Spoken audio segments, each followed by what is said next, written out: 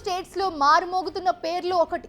తన అసిస్టెంట్ కొరియోగ్రాఫర్ను లైంగికంగా వేధించాడంటూ ఆరోపణలు, కేసు నమోదు, మహిళా కమిషన్ ఎంట్రీ, పోలీసుల గాలింపు, ఎట్టకేలకు అరెస్ట్.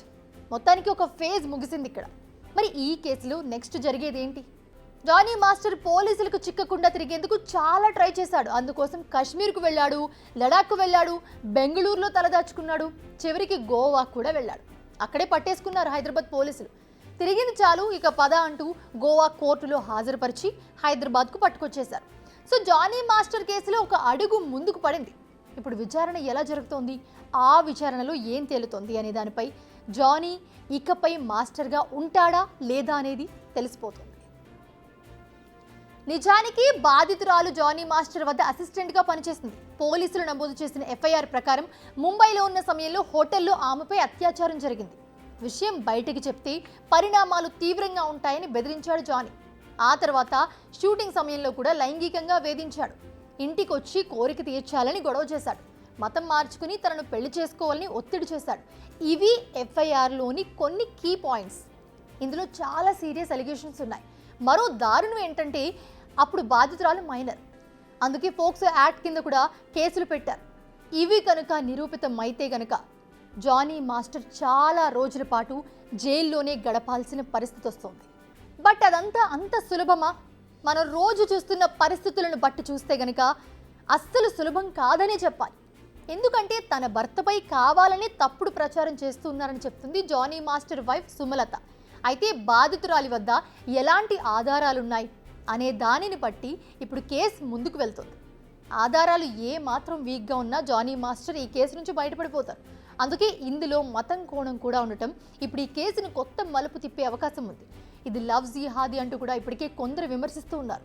ఎందుకంటే జానీ మాస్టర్ వైఫ్ సుమలత కూడా హిందూ మతానికే చెందినవారు. ఆమెను పెళ్లి చేసుకున్న తర్వాత ఆమె ఇస్లాంలోకి మారింది. ఆయేషాగా పేరు మార్చుకుంది. ఇప్పుడు తనను కూడా మతం మారమని, ఇస్లాంలోకి కన్వర్ట్ కావాలంటూ పోలీసులకు ఇచ్చిన కంప్లైంట్లో తెలిపింది బాధితురాలు. అయితే అత్యాచారమే పెద్ద నేరమైతే ఇది మరో దారుణం. కేసు గురించి చూసుకుందాం. కేసు నిరూపించినా నిరూపించకపోయినా మోరల్గా మాత్రం జానీ ఇమేజ్ ఇప్పటికీ బాగా డ్యామేజ్ అయిపోయింది.